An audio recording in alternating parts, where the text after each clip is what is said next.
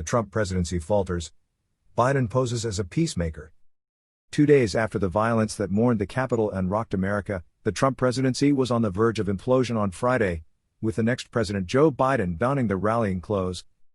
"My main goal is to bring the country together," said the president-elect, who will take office on January 20th, carefully avoiding entering the debate on an early departure of the Republican billionaire.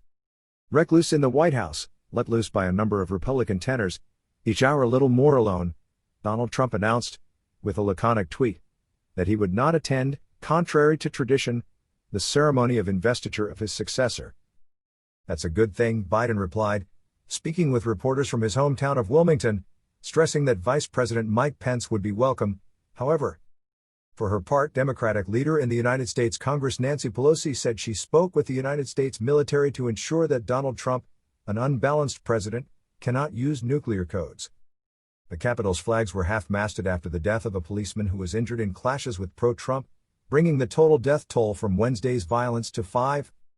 Under fire from critics accused of undermining institutions and throwing oil on the fire, Donald Trump tried Thursday evening to calm things down, marking a break after weeks of inflammatory rhetoric. In a video message, the stormy billionaire finally admitted defeat, although he never cited, much less praised, his Democratic successor Joe Biden. He also denounced a heinous attack on the Capitol, without ever mentioning his responsibility for this tragedy which has permanently tarnished America's image around the world. Too late, many exasperated Democratic and Republican officials have responded in unison as resignations from his close team and government escalate. Go to Mar-a-Lago. Some of his critics believe the easiest way would be for the 45th president to shut up and de facto leave Vice President Mike Pence in charge until January 20th. For Jay Johnson, former Homeland Security Minister, anyone with a little influence over Donald Trump should send him a simple message: get on Air Force One, go to Mar-a-Lago and stay there.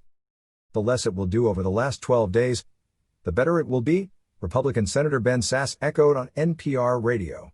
Donald Trump lied to Americans and lies have consequences. The Wall Street Journal, owned by tycoon Rupert Murdoch, who was an ally of Mr. Trump, in an editorial called on the latter to take responsibility and resign.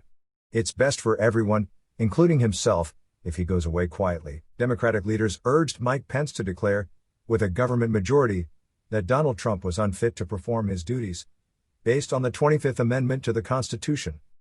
But the vice president is not in favor because he fears escalating tensions, according to one of his relatives quoted in the New York Times. Articles of impeachment. Congress could also launch an impeachment procedure. A group of elected Democrats in the party-controlled House of Representatives were preparing to present articles of impeachment. What happened on Capitol Hill was an insurgency against the United States, instigated by the president, said Democratic Senators leader Chuck Schumer. He cannot stay in power one more day. House Republican Minority Leader Kevin McCarthy has warned Democrats that opening impeachment proceedings against Donald Trump would only divide the country even further. "This is a decision for Congress," said Biden, stepping above the fray.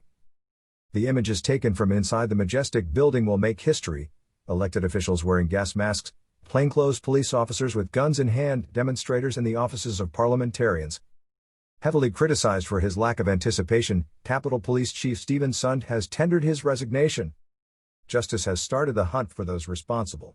15 people have been charged, including the man pictured in the office of Democratic leader Nancy Pelosi, who was arrested Friday morning, the Justice Department said. More arrests and indictments will take place, he has been promised.